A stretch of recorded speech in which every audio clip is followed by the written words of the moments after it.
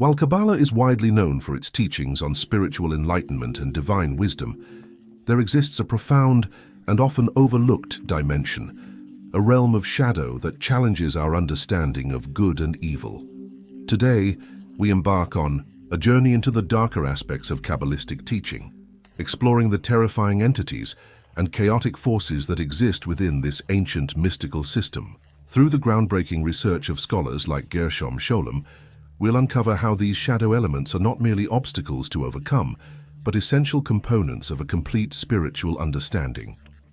Gershom Scholem, born in 1897 in Berlin, revolutionized our understanding of Jewish mysticism and became the father of modern Kabbalah studies.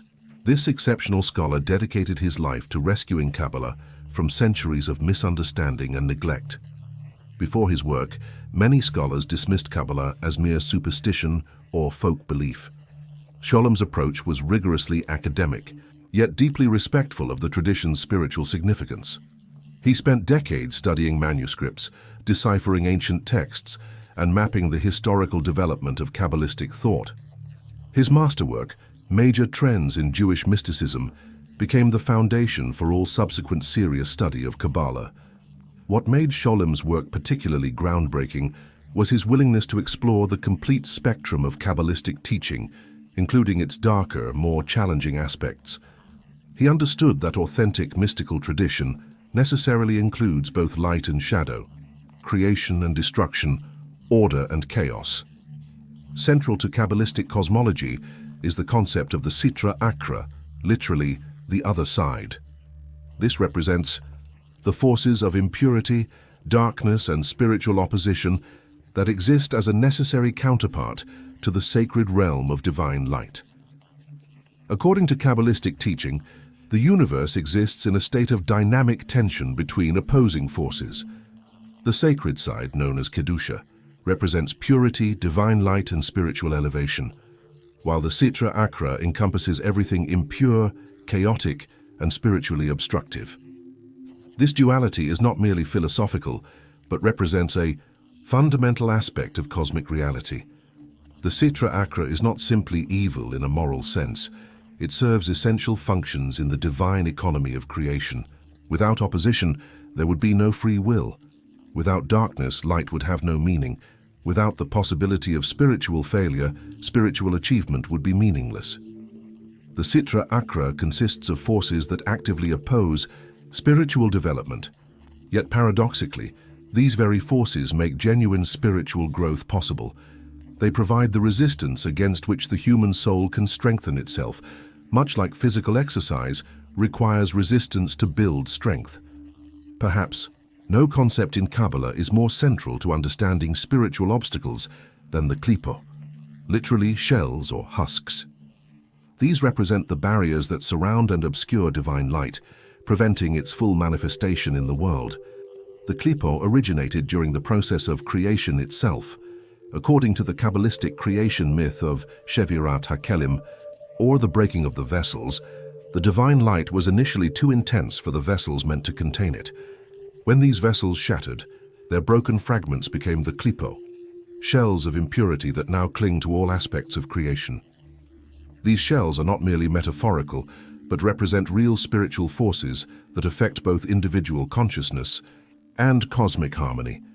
They manifest as psychological obstacles like negative emotions and destructive thought patterns, social barriers such as injustice and oppression, and cosmic disruptions including natural disasters and apparent absence of divine providence.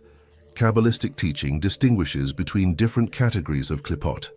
Qliphoth Noga, the shining shell, represents the borderland between sacred and profane. It contains sparks of holiness that can be elevated and redeemed through proper spiritual work. In contrast, the three completely impure shells are Ruach Ra'ah, the spirit of impurity that corrupts intention and motivation, Afar representing spiritual deadness and the weight of materiality, and Mayim, the turbulent waters of confusion and emotional chaos. The ultimate goal of spiritual practice, according to Kabbalah, is the elevation and refinement of the Qliphoth. This is accomplished through conscious engagement with the challenges they represent. transforming obstacles into opportunities for spiritual growth.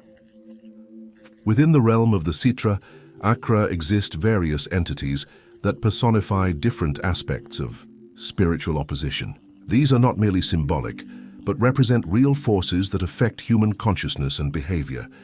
Beelzebub, known as Baal Zevuv in Hebrew sources, represents the corruption of divine authority. Originally a Canaanite deity, in Kabbalistic literature he becomes the embodiment of false sovereignty and corrupted power. He manifests as the corruption of legitimate authority, promotes the worship of material success over spiritual values, creates discord through the abuse of power and privilege, and is associated with environmental pollution and the degradation of natural systems. Spiritual countermeasures include the cultivation of humility and service to others, recognition of authentic spiritual authority, practices that connect us with the natural world, and study of teachings that distinguish between true and false forms of power. Samael occupies a unique position in Kabbalistic angelology. He serves as both destroyer and divine agent, embodying the necessary but terrifying aspect of cosmic justice. Samael's name means poison of God, reflecting his role as the bitter medicine that the cosmos sometimes requires. He is simultaneously an angel who serves divine purposes, a demonic force that brings destruction, and the aspect of divine judgment that humans find most difficult to accept. In modern understanding, Samael represents the consequences of collective human actions, such as environmental destruction and social inequality. The psychological confrontation with mortality and limitation, the breakdown of systems that have outlived their usefulness, and the necessity of facing difficult truths about ourselves and our world. Belphegor represents perhaps the most insidious form of spiritual obstacle, not dramatic evil, but simple indifference to spiritual growth. His modern manifestations include consumer culture that promotes passive entertainment over active engagement, information overload that leads to paralysis rather than action, the substitution of virtual experiences for real spiritual work, and procrastination in beginning or maintaining spiritual practices. Spiritual remedies include establishment of regular spiritual disciplines, engagement with meaningful work and service, cultivation of curiosity and wonder, and building communities of spiritual support and accountability. Lilith represents the untamed, undomesticated aspect of feminine energy, both creative and destructive, nurturing and consuming. Rather than viewing Lilith merely as a demon, modern Kabbalistic interpretation sees her as representing the necessity of feminine independence and equality, the creative chaos that precedes new forms of order, the destructive aspect of the divine, feminine that clears space for new growth, and the shadow side of relationships and sexuality that must be acknowledged and integrated. In contemporary understanding, Lilith's energy manifests in the struggle for gender equality and women's rights, the reclaiming of feminine spiritual authority, the integration of sexuality and spirituality, and the recognition of the divine, feminine as an equal partner in creation. Understanding these dark forces is not merely academic, it requires practical engagement. Kabbalistic tradition offers specific methods for working with shadow elements. Regular practice of self-examination, known as Cheshbon Hanefesh, helps identify the ways these forces manifest in personal life.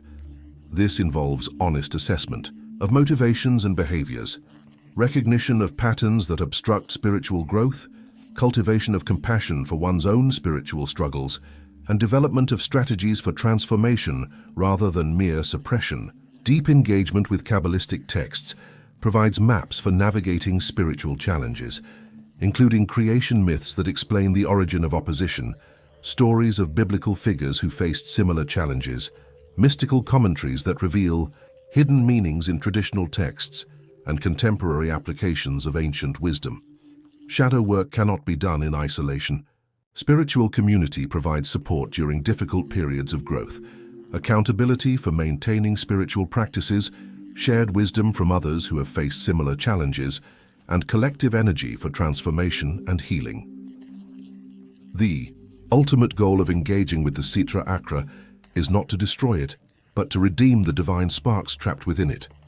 This process, called Birur Hanitzutzot, or clarification of the sparks, involves recognition and extraction of divine sparks even within challenging circumstances, transformation and elevation of obstacle energy into spiritual fuel for growth, and service and integration and wholeness through achieving a more complete understanding of the divine that includes both light and shadow aspects. The principles of engaging with the Sitra Achra remain profoundly relevant in contemporary spiritual practice. Modern psychology's understanding of the shadow self closely parallels Kabbalistic teachings about the need to consciously engage with our darker impulses rather than simply repressing them.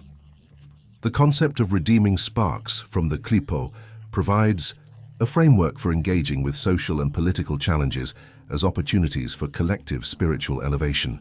The restoration of balance between sacred and profane offers guidance for healing our relationship with the natural world, while recognition that all authentic spiritual traditions must grapple with similar challenges of integrating light and shadow aspects of existence, promotes interfaith understanding. The exploration of Kabbalah's darker aspects reveals a profound truth. Authentic spiritual development requires engagement with the complete spectrum of existence. The entities and forces of the Sitra Achra are not enemies to be vanquished, but aspects of cosmic reality to be understood, engaged with skillfully and ultimately transformed.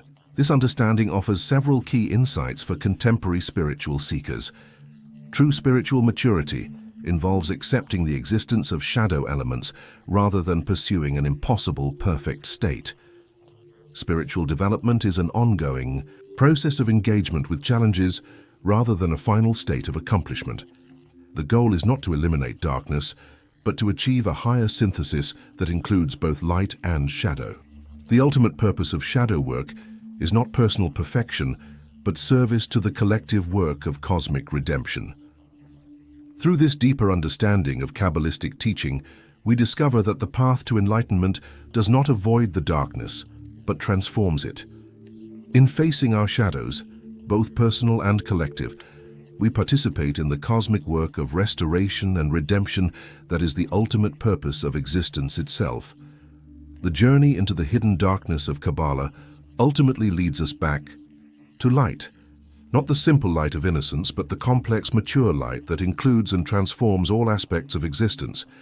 This is the true gift of mystical wisdom, not escape from the challenges of existence, but the tools to engage with them as opportunities for growth, service, and the revelation of divine presence in all aspects of life.